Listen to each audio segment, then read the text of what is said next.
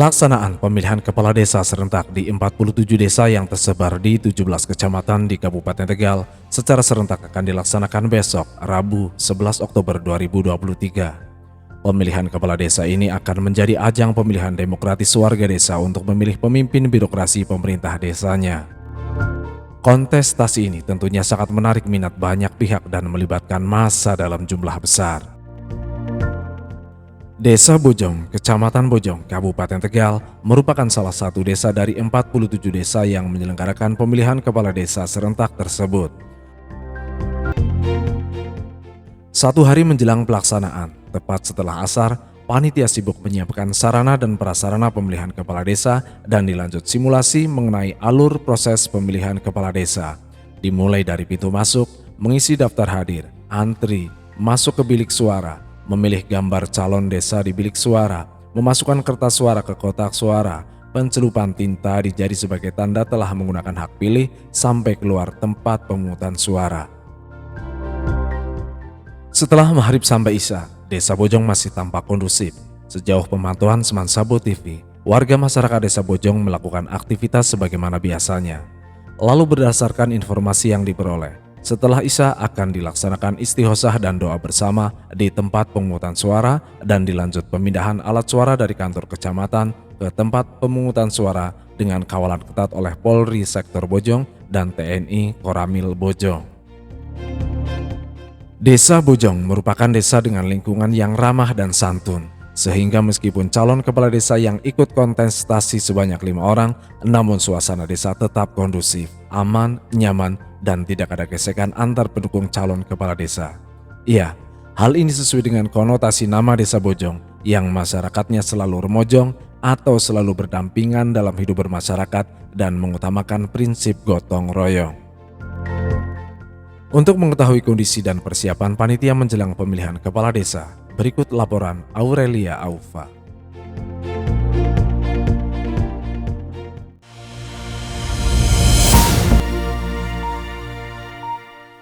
Selamat petang pemirsa, kembali lagi bersama saya Aurelia Aufa di Semansabo TV. Sekarang saya telah berada di tempat pemungutan suara, tepatnya di samping Masjid An-Nur dan di samping MTS Hasyim Asyari Bojong. Tampak di belakang saya sudah tersusun rapi, baik banner, panggung, kursi, layos, dan lain sebagainya. Tepat di tempat yang sama sudah terdapat Bapak Hansip yang akan kita tanyai mengenai kondisivitas keamanan hingga petang ini.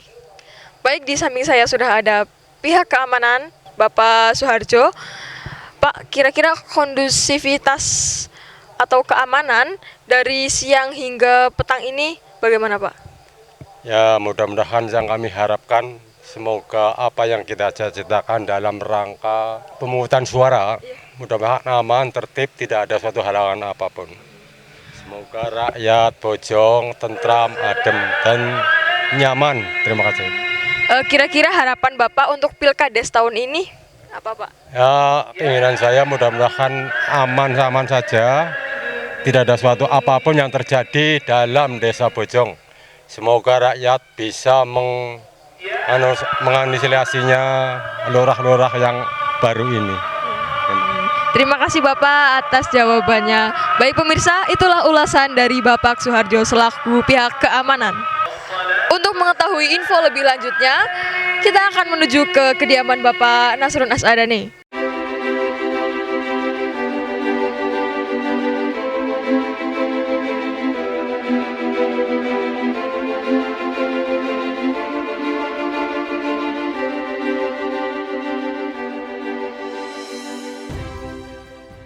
Baik pemirsa, setelah tadi kita mendatangi tempat pemungutan suara yang berada di samping Masjid An-Nur atau di samping MTS Hasri Bojong, tepatnya kita telah berada di kediaman Bapak Nasrun Asadani selaku Ketua Panitia. Kita tanya lebih lanjut untuk bertanya mengenai Pilkades di Desa Bojong tahun 2023. Assalamualaikum Pak. Selamat malam Pak. Kebetulan kami dari Semansabo TV. Untuk mendapatkan informasi bisa ditanya ya Pak? Oh bisa, mau di luar atau di luar? Di luar saja Pak. Di luar saja, monggo, silakan. Terima kasih Duduk Pak. aja, enggak apa-apa. Oke Pak. Baik pemirsa, sekarang ini saya telah berada di kediaman Bapak Nasrun Asadani selaku Ketua Panitia Pilkades Bojong tahun 2023. Baik Bapak, kalau boleh tahu daftar pemilih tetap Pilkades Desa Bojong apa ya Pak? Untuk daftar pemilih tetap jumlahnya ada 7.122 jiwa. Berapa calon kepala desa Bojong Pak? Alhamdulillah untuk tahun ini jumlah calon yang mendaftarkan diri dan ditetapkan dari awal sampai akhir ada 5 calon yang akan mengikuti kontestan pemilihan Pilkades yang akan dilaksanakan tanggal 11 Oktober. Alhamdulillah tetap 5 calon yang sudah memenuhi syarat administrasi. Alhamdulillah Pak. Apakah ada pendukung militen di antara pendukung kelima calon tersebut Pak? Dari informasi yang kami dapat untuk Pilkades tahun ini semua calon memiliki pendukung-pendukung yang militan, dibuktikan dengan sudah terlaksananya kampanye. Alhamdulillah 5 calon ini bisa menghadirkan para tim-timnya dalam kampanye yang sudah berjalan. Kira-kira seberapa besar antusias warga Bojong untuk mengikuti Pilkades ini Pak?